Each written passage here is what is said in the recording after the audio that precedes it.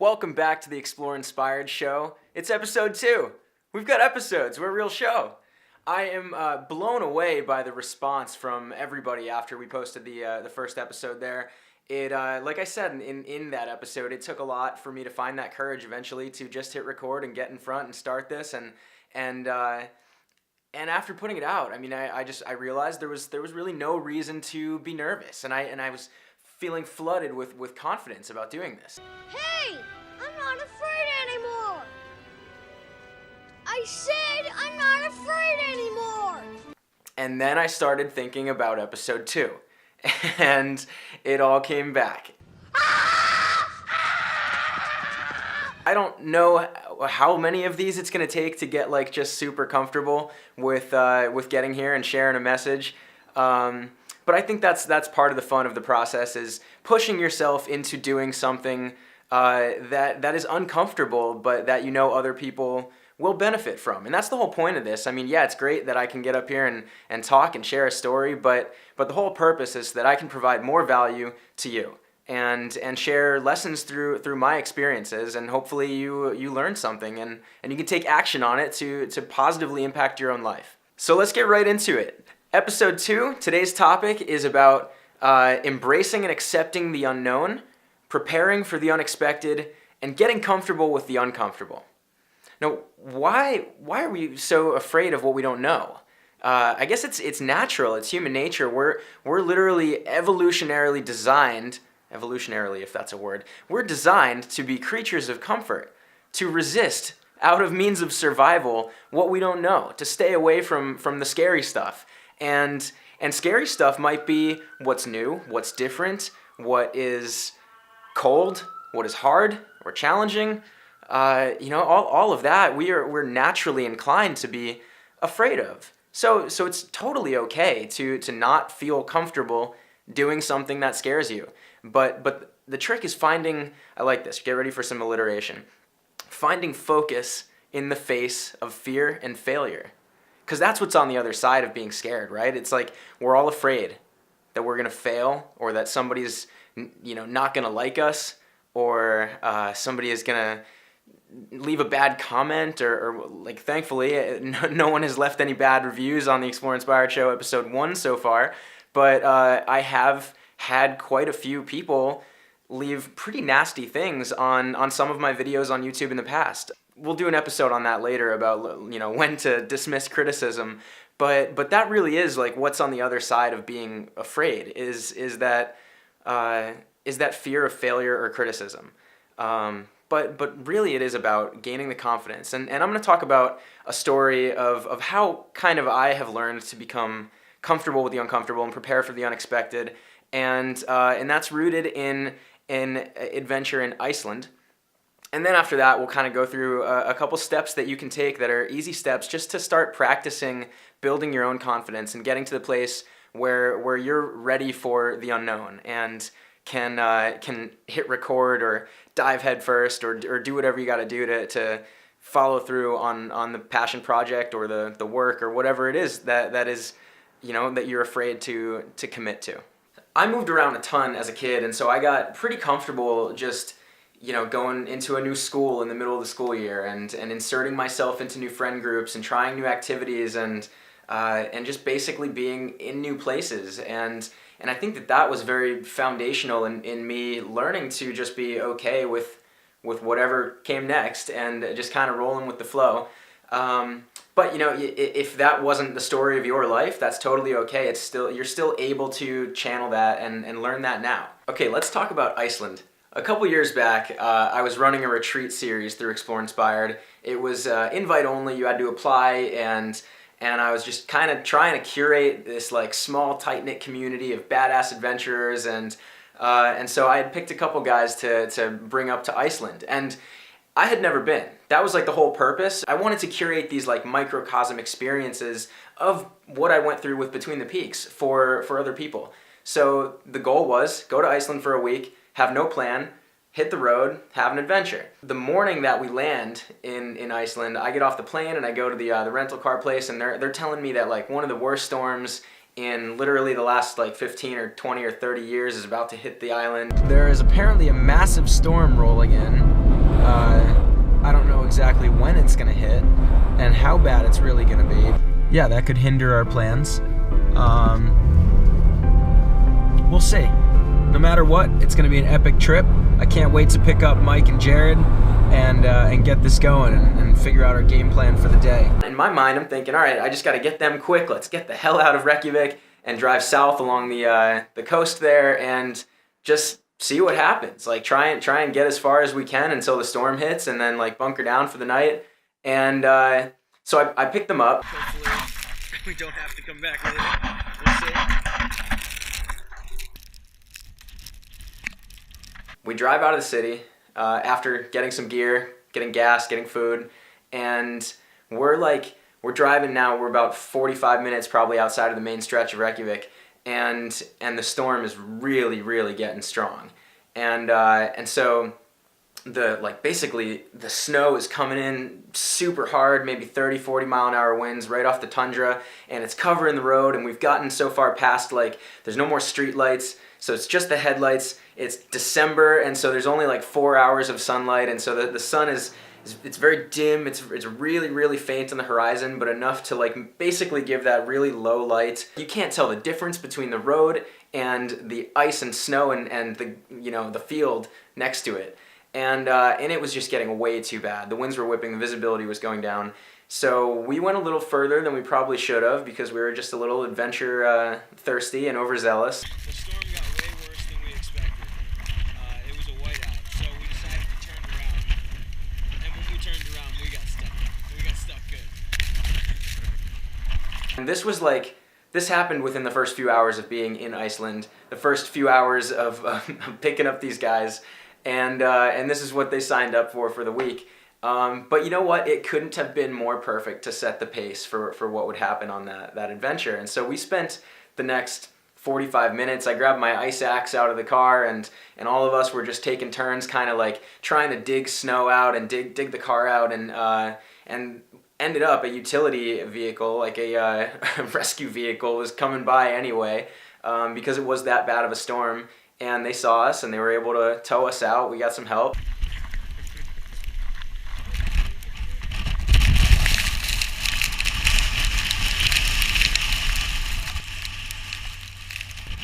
Found the adventure then, Gerard. That's exactly what I expected, and this is what we got. It was a pretty crappy situation, and we didn't want to be there, just like with ice smacking the side of our face, trying to dig out this Jeep from the snow, like thinking that nobody was coming. We didn't want to be in that situation, but the worst thing that was going to happen was, okay, we're stuck for the night, and I have a tent at my Hilleberg Saivo, which is a 4-season, like Arctic mountaineering tent. I would just set that up next to the car and, fire up the stove, boil some snow, have some water, cook a nice little meal, like not where we wanted to spend our first night, but that was in my mind. I'm thinking that's the worst case scenario. We have all the gear, totally fine. So I wasn't too concerned about it. And that's I think, what you learn as far as maybe going like winter camping in Iceland and taking that risk and preparing for being okay should anything happen is not what you're planning to do with your adventure into the unknown here. But that's just the mentality that I've grown to develop. And that made it fun for Mike and Jared too, because like when you have that mentality, when you're not afraid of the worst case scenario, then it's infectious. So we're there like trying to dig our car out, and the storm is getting worse, and it seems like such a bad situation, but we're all just having fun with it and laughing. Had I been freaking out, they probably would have too. So if you are a leader of anything, leading a team, leading an expedition, leading your company, you have to be very mindful about having like how your outward mentality is, that perception, how that trickles down onto the rest, and you have to always exude confidence and optimism and positivity in order to make sure everyone around you feels uplifted and also ready to embrace the unknown. But it was actually a pretty cool trip. After that, our car got out of the side of the road. we got in, we drove back to Reykjavik. We went right back to the hostel where I picked Mike and Jared up, and had a nice little breakfast and kind of like reset. We basically just asked the locals, like, what do you do around here when you're snowed in, and they said, well, we go to the pool. So there's pools everywhere, geothermal pools in Iceland. So that's what we decided to do for our morning. Early afternoon was after breakfast. We got ready and we just walked down to the pool. This is gonna be real cold until it gets awesome.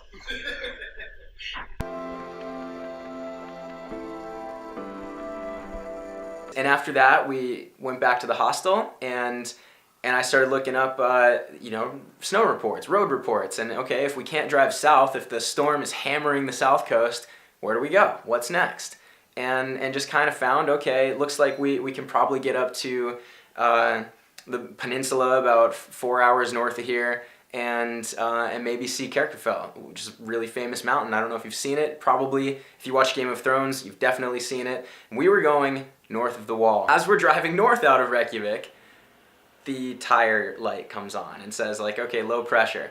So we stop and we put some air in the tire and think, okay, we're good to go. Keep driving, and it comes on again and it's going down faster. There's totally a puncture. So this is like, go off the road going south of the city and go north of the city, and the car is falling apart. So we stop. We have to, basically the tire gauge was broken and it was punctured. So likely from pulling us out of the snow, but rental car company didn't know that. And so we stop and we're, dealing with the situation. It was just another road bump, another obstacle that we had to accept. We got a low tire, and apparently there's a puncture. I don't know if we got a nail or something in it, so we're gonna wait for this guy to move the car, and they're gonna take it off, and we're gonna see what we got, see what we can do. Always an obstacle. Always an obstacle. When you are in the blizzard, whether it's a literal blizzard or any kind of obstacle blizzard coming at you, there's nothing you can do but to accept it. You can't be upset about it. You can't be mad about it. Like, yes, at first, natural emotions that come to you, forgivable. It's okay. But really, like, what can you change with something like that? There's no reason to let that affect your attitude, because you getting negative or upset or pissed off is not going to fix that tire. The only thing that's going to fix that tire is to find the mechanic, to take action, to get it done and continue on and not ruin your whole day, to like just move past. That's just another chapter in the book, and you completed that obstacle and moved on to the next level, right? You beat that boss. So that's what we did. And we continued on. We made it to Kyrkjafell and pitched a tent right up above, like in the fields above the waterfall there, and we got lucky that night when, for probably the only 10 minutes of the entire week we were there, the clouds parted and the northern lights showed over Kyrkjafell. Along the way, also, we saw probably 5 other people that had gone off the road, and we paid it forward. Every time we saw somebody that needed help, we'd stop and help dig out their car and push their car and get them on their way. How many times did we get stuck? Just one. We got stuck once. Just the one? Just the one. And how many times did we help people get unstuck? A fair few. 1, 2, 3. How about 4? Is it? 4 or 5? Yeah. 4 times? Yeah. 4 to 1 is a good record. Hopefully karma sticks with us. So that was the adventure in Iceland, and I just think it's like when I reflect in my mind on situations that are about overcoming the unknown, embracing it, and preparing for it, and just being ready to get comfortable with the uncomfortable, that is the story that I go to. And I just wanted to share that. And I know, like I said earlier, I don't think that going Arctic camping in the middle of winter in Iceland is probably most people's objective when you're talking about facing something you're scared of, or that you don't know, that's the unknown. But I think it's a good story. And so now we get into the actionable side of the small things you can do to start to prepare for your own unknown. The very first thing that you need to do to get comfortable with the uncomfortable is to start, but start small. What are the little things you can do to build momentum and to build confidence? And for a lot of people, it might be just like you're afraid, you're self-conscious of being alone, of sitting at the bar with, and being alone, so you look at your phone, or being the first one at the restaurant, so you're just on Facebook, or going to a movie on your own, or going to the gym without a friend. Like, a lot of people are just afraid of doing things alone. And so those little small steps, those examples that I just mentioned, like, leave your phone in the car and go sit at a restaurant, sit at a bar, talk to somebody who's next to you. Like, if you're traveling, if you're in the airport, sit at the bar and have a conversation with the bartender or the person next to you. See where they're traveling from, learn their story, share yours. And same thing with, like, going to the gym or going to a movie. Like, do these little things that all it takes is go buy a movie ticket and sit down and enjoy a movie for an hour and a half or 2 hours or whatever, and you're on your own and you did it, and it's like, okay, that, I wanted to see that movie, no one else would come with me, so I just went on my own. It's like, it's totally fine, but those little things that you can do are total confidence builders to get you to travel on your own. Like, doing things on your own is a big step. And, like, for my mom, I always told her, like, Mom, you should just go buy a ticket, go travel, do something. Like, and she was always like, I don't want to do that. It's like, I don't want to be on my own, and I'm scared of traveling alone or going to a new country. And last year, she had a ticket to Italy with her friend Julie, and their flight got canceled on Air Berlin, and Julie got a different flight, and my mom got a different flight, and so they were still going to Italy, but she was, by circumstance of the situation, forced to travel on her own. And by doing that, she had this learning experience where, like, she's on the plane alone, she's flying through Frankfurt and then to Florence, and then, like, gets there before Julie and has to find her way to the Airbnb on her own and get checked in, and, like, had this amazing self-development and cultural learning experience just by being forced to do something herself. And she raves about her time in Italy and like, everything she learned through that. There's actually a blog post she wrote on Explore Inspired about learning to travel on her own. And she met 2 girls along the way who were just solo female travelers and was wowed by them, came back telling me, messaging me from Italy, like, you wouldn't believe these girls and they're traveling alone and it's their story. And I was like, Mom, what are you doing? You're on you're alone. Be proud of yourself. So that's often something that, like, once you take those small steps and you build the confidence to take the big steps, you got to take the time to reflect and really see your own progress and be proud of yourself. The second thing is your network. Who do you surround yourself with? Are they people that are encouraging you to step outside your comfort zone, that are encouraging you to try new things and do what you're maybe afraid of but that they know you want to do? Are they cheering you on? Or are you surrounded by people who do the same thing all the time, who just stick in their little bubble, that are happy swimming around in their fish tank, and they have no ambition to grow, and they don't want you to grow because they would miss you if you did. They don't want you to go to another fish tank. Like, who are you surrounded with? Just like when I talked about how you have to have that leader's mentality to affect the people around you in a positive way, whether it's a bad situation or a good situation, you have to be able to process that internally and outwardly be positive still and exude confidence and just optimism. The same thing happens with your network, your friends. How is their positivity or negativity affecting you, and vice versa? So you got to be conscious of that. And if there's a problem, if you're just stuck in a rut doing the same stuff all the time because of the happenstance of your network, your 6 degrees of separation, then consciously make an effort to surround yourself with more people who are doing more things that you want to do, or who would be more encouraging of you to succeed at what you would be passionate about, what would fulfill you. And the last thing, it's repetition, because it's important, but it's to note your progress. I already talked about that, but, like, go back and do something again. After you've taken the little steps, then you've taken the big steps, now you're growing, you're building confidence, you're doing things, you're starting to get comfortable with new situations and trying new things and embracing the unknown, and go back and do the things that used to scare you. Like, go to that movie alone again, or whatever it is for you. Like, go and do the things that used to scare you after some time of working on this, and just, like, take a personal mental note of how far you've come and how much you've progressed, and that'll only make you crave pushing the boundary even more. Like, as soon as you're good here, like, you used to be here, and this was scary. And then you got here, and you went back here, and you were like, what was I afraid of? It was so easy. And then I got here, and so now you're gonna want to go here. It's like you'll just keep moving the yardstick and setting the bar higher, and that's the best way to build momentum personally, professionally, with everything in your life. Thank you for tuning in to episode 2 of the Explore Inspired Show, and I look forward to seeing you next week.